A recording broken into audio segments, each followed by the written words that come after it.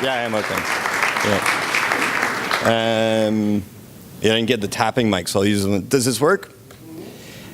Can you hear me? Okay. No? Just playing with me. So as Lisa said, our parent company is Bank & Vogue. We're based in Ottawa, Canada. So if you feel like this is a sharing moment, everybody's got their climate disaster. Yesterday in our city, in Ottawa, the city government made a state of emergency because we come to Ottawa, there's 3 rivers and they've all overflowed, and there are thousands of houses that are underwater in our city. Second sort of climate disaster conversation, Canada bizarrely is heating twice as fast as the rest of the world. There's a lot of reasons for that. We're the second largest country in the world. We span over the Arctic. There's some issues with the forests we heard earlier. So as a Canadian, I'm very motivated on the climate issue. So what I wanted to come today, I don't have a single slide, so I'm sorry about that. But what I wanted to come today and talk about is the journey that we're going on, and probably what I think is the most exciting time to be a collector of used clothes or being in the retail business in Central South America or around the world of used clothing. This is like our day. And just talk about some of the places that our company has its nose and throw out ideas about what the future could look like and some successes that we've had as a business. So as I started to say, we are buyers and sellers of credentials and mixed rags, but we also have a retail outlet, which is named Beyond Retro, and we're in the UK and in Sweden. And thank goodness that I'm in those 2 markets, because they are, particularly the UK, so a lot could be said wrong about the UK these days, but there are some real thought leaders in the world there. So think about it this week. There's the climate rebellion guys, these evolution rebellions. They glued themselves to the stock exchange on Wednesday to try to bring attention to climate change. They literally glued themselves to the subway to stop London and ask people to think about what is actually the effects of climate change. How does this come to the used clothing, and how does it come to Beyond Retro? What I see is the real excitement for our business is this idea of the circular economy. And so what does that mean? The linear economy is you make something in China, you ship it to Atlanta, somebody buys it on the shelf, and then they chuck it away. This is like the linear economy. The circular economy is that somebody makes something, takes it back, and they make something about it again. There's a circle, and there's less use of resources. And the really exciting thing is that if you're a collector, the reality is God love my friends from Savers, but for every 100 pounds they collect, they only sell 25 pounds in their stores. 75 pounds, they bail up and sell to guys like me, and we sell them around the world. But that really means there's an incredible opportunity after the resale of going into what they refer to as the circular economy. How do you take that and put it back into this idea of making brand new clothes from it? So let me just talk about our own shops. Our stores are on-trend stores in the UK. So if anybody knows Oxford Street, we're 1 block off of Oxford Street. The rent is insane. But the really neat thing is there's 300,000 people a week that walk on Oxford Street. This is the epicenter. If you want to play tennis, you could play tennis in your community court, or you can go to Wimbledon and play tennis against the best retailers in the world. And the fun thing about Beyond Retro, and somehow the fashion gods have been good to us, somehow, and this is the first step of this circle that I'm going to paint today, is about the resale.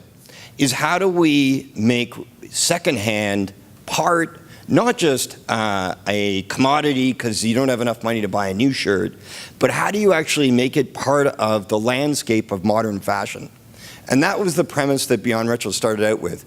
How do we motivate the customer that this is a lot better to wear a fucking cool green jacket that no one else has, or go to Uniqlo and buy the same beige jacket that everybody else has.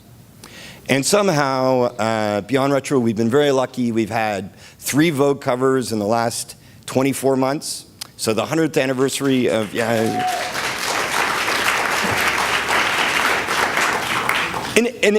what's really exciting about this, so we're going around a circle, we're at about 3 o'clock right now. So what's really exciting about this is that on that 100th anniversary of Vogue, they put Kate Middleton. She had a Burberry jacket on. She had a Stella McCartney blouse. The blouse is 1,700 pounds. The jacket was 2,000 pounds. And she had a 35-pound hat from our stores. And the exciting thing is that the British accept that this is part of the landscape of fashion. And that's the first mission that we've all got to do, is how do we make used not just cool, but uber cool. It's got to be part of our diet. And that's an exciting story. And it's an exciting story that, the Garys of the world started in the 70s. But I will say that I think that at least within our Swedish stores and with our British stores, it's an exciting sort of story that comes about. Wanted to share this term, so this will not be on the quiz, unfortunately.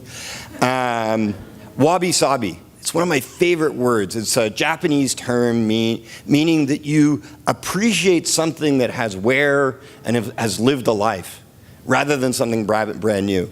And it is a part of the Japanese philosophy to accept something that could be slightly damaged.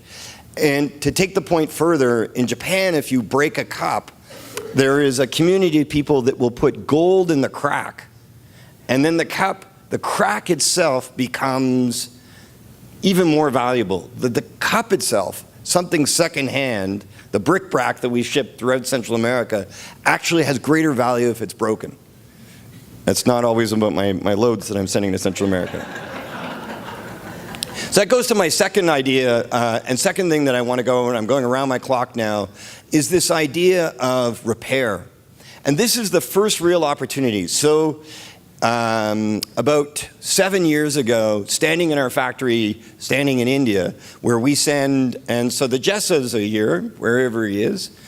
His uncle dragged me to India 15 years ago, and to the middly dust of India, and I'm like, why am I here? But suddenly, I all of a sudden saw an incredible opportunity of incredibly talented people in India. A lot of the textile industry has left because it went to China, it went to Vietnam, wherever else. And was this idea that maybe we could take garments and we could repair them.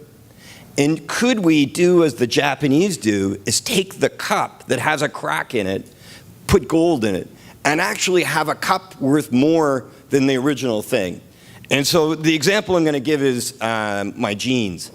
If you think about it, in Pakistan, there are guys that are now fading jeans and they're cutting jeans, and kids are going to the shop and buying jeans that are ripped. And I'm like, wait a minute, we've already got ripped jeans. But could we actually make the repair really nice? So on our website, so this is my one slide that I have. If you've got your phone, your mobile phone, if you go to beyondretro.com, you can actually see our remade sections. So the first thing we do is we repair items. There is I'm going to go another Japanese thing here called sashiko. It is the ancient art of Japanese quilting. But they'll do, in Japan, there's a whole world of people who do sashiko repair. So they'll take a hole on a pair of jeans, and they'll pour gold into the jean and make it not just a pair of jeans, but make it an absolutely beautiful pair of jeans. So we're going to take a small break here and go, I have a partner who's an accountant. And she's going to say, oh, wait a minute, Steve. If you take a pair of jeans and just put it in a shop, we can make a lot of money. You take a pair of jeans and have somebody sit there and stitch it, we're never going to make any money at this. The average price in the Beyond Retro stores in Europe is about 22, 23 pounds.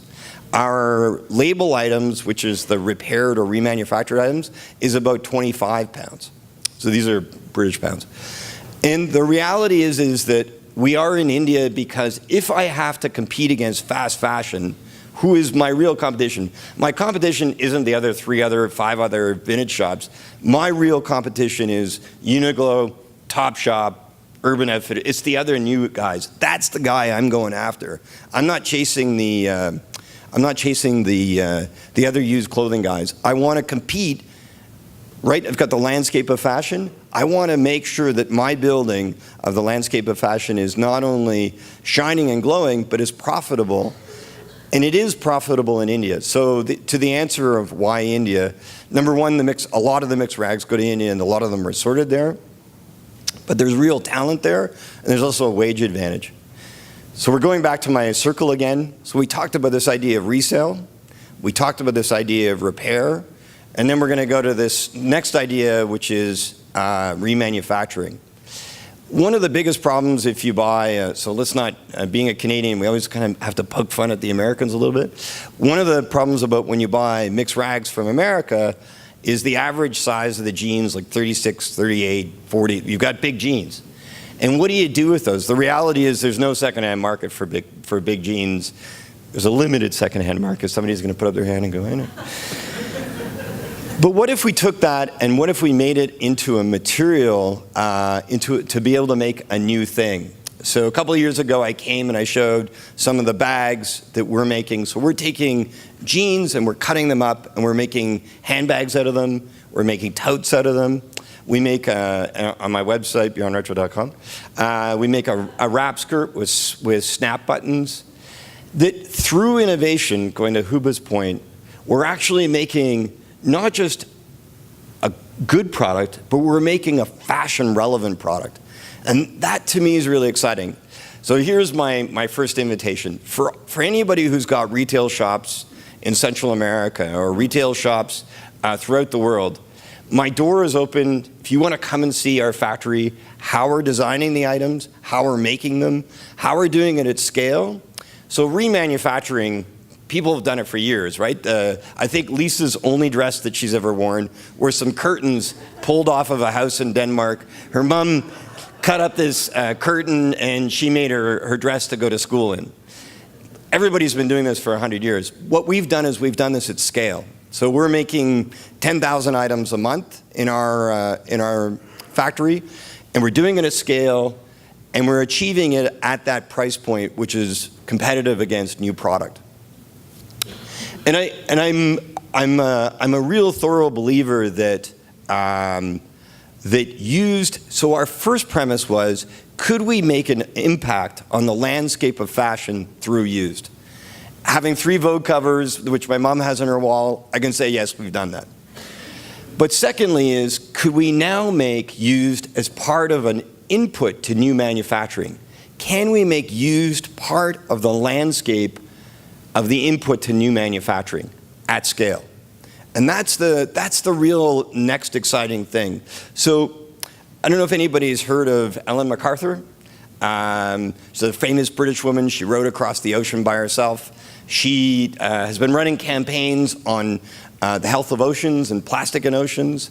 The Ellen MacArthur Foundation, which is a British foundation, is leading the conversation on how do we create and redesign this idea of clothing being an input into new manufacturing. So there was a paper written 2 years ago that Bank & Vogue participated in, which was called the Circular Fibers Initiative. And to Huba's point, again, about what does the future look like for our trade, I'm really excited that every time you open that bin, I guarantee you in the next few years, you will be opening an input to new manufacturing. Now the reality is a lot of that product comes in and it gets resold for reuse and rewear. But the reality is that in the future, those will be inputs to the clothing you're wearing now. Which, let me give you, and what's going to drive that? What's really interesting is, and the fun part about being in Europe, there are many things that are frustrating about Europe, but for example in France, France this year is imposing a 90 euro cent tax on every garment sold. The 90 euro tax is to encourage companies to invest in recycled technology. The garments that have some percentage of recycled fiber in them will only have a 30-cent tax. So I know no one really likes taxes, but the reality is these idea of progressive taxes, let's raise the price of cigarettes so people stop smoking. Louis, stop smoking. It's the same idea. is how do we actually incentivize companies to be able to make products using innovative ways. So the idea of having a progressive tax, which France has put in, the UK is talking about putting it in the next 2 years, and the European Parliament is talking about it. So to Huba's point about what is the innovation going to be in the future, I believe this idea of a circle is really an important one. I'm going to go, so now I'm now at 9 o'clock on my circle. So then the next is, and I promise not to steal Martin's fire. Another joy about being in Sweden is that you have to give it, I'm in awe of Sweden. There's like 8 million Swedes, but they have more engineers per capita than any country in the world. They spend money on education, and the government invests on long-term investment programs for new innovation. And obviously, everybody knows there's a two-letter acronym company there who is making a lot of garments around the world. This idea of taking, and I'm going to focus in on denim.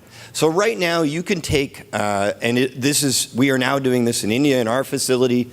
You can take jeans, so I'm going to zoom in now. My circle is now only about denim. So the jeans, you can take denim and mechanically recycle them. There's a couple of things that you have to do. One, you have to cut the legs off. Two, you have to cut the seams off, because the seams usually on a pair of jeans are made out of nylon and not out of cotton. And that cotton fiber you could put through a shredding machine. That shredding, they can blend it with new cotton to a max of about 15% and make brand new cotton out of it. Okay, a couple of challenges. Challenge number one is that if the jeans have elastane or spandex in it, they can't put it in the system. So the problem with that is, please spread this quote everywhere you can, because I think it's stupidly clever. Elastane and spandex is the leaded gas of jeans. It's an environmental disaster. So I know some people like elastane in their pants, but the reality is, as a recycler, right now we don't have the technology to take the elastane and spandex out of jeans. But they can mechanically recycle the cotton, and they can put it in a machine, and they can blend it and make it as a small percentage of cotton in the jeans. Then there are really clever Swedes, who we're going to hear from shortly, who can take jeans or cotton panels, and they can chemically recycle them and 100% make brand new fiber from it. I'll let Martin talk to you about it, but I want to just tell you about my part of it. Our part of it is in India, we had a request that they wanted, the Swedish company wanted 100% cotton jeans, meaning that we had to sort through. So to get a container of jeans, we sorted through 1 million pairs of jeans, and we got 90,000 pairs that were 100% cotton. So just sort of put that in perspective. Out of the 90,000 pairs of jeans, when we cut the legs off, cut the seams out, cut the panels off, and then we tested them, and we tested every single pair, because I promised the Swedes I would do a good job, we ended up with 50,000 pounds of cotton out of 1 million pairs of jeans. A pair of jeans usually weighs about 1.5 pounds, 1.25 pounds. Somebody's going to question me on that, I'm sure. The point, though, is that this circle and this idea for anybody who's in the collection business, as you open the box and you look in, it's really exciting because this idea of the circular economy is going to come. And I think it'll become a lot faster. I think it's going to come through taxation. I think it's going to come through government incentives. And I think that it'll positively affect the price of the product that we pull out of a bin. The other thing, though, is that for those who are in Central America, I really encourage you to look into this, because all of the American mills that are in Central America, in Guatemala, Honduras, Nicaragua, imagine, I'll give you an example. There's a Canadian company called Gildan. They're the world's largest t-shirt maker. And they have a factory in Honduras. They have factories in Nicaragua. They also have factories in Dominican Republic. They make 1,200 t-shirts a minute, 24 hours a day, 7 days a year, 365 days. What they really want is they really want cheap inputs. All of you that are in Central America that are bringing used clothes, and there was a day when Huba was brave enough to put out bins to collect clothes in Hungary, and I'm sure they said, Huba, you're crazy. Why are you going to do that? The product is never very good from Eastern Europe. But I guarantee you, long term, what you're really shipping into Central America is an opportunity to be able to create an input to the factories that we all drive by in El Salvador, the 7-kilometer-long Haynes factory. So I'm going to sort of stop there and say I think that this is a really exciting time for our business. We've proven that we can make viable product that sells. We get it on the cover of magazines. We're in some of the best stores in the world. Our bags are now carried in 300 Urban Outfitters stores across the US and in Europe. But I also think that we're proving that the innovation, we can be an input to new manufacturing. It's an exciting time. There you go.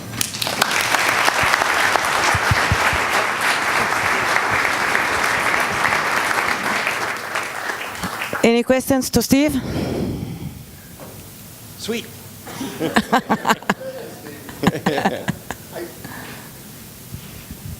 And you had to stand up. I am standing. I'm short. Any other insults? I'm not selling you any more goods. Okay. Steve, I think you did a magnificent job about used clothing and what you get out of it. When you look at that bin of clothing, remember one thing.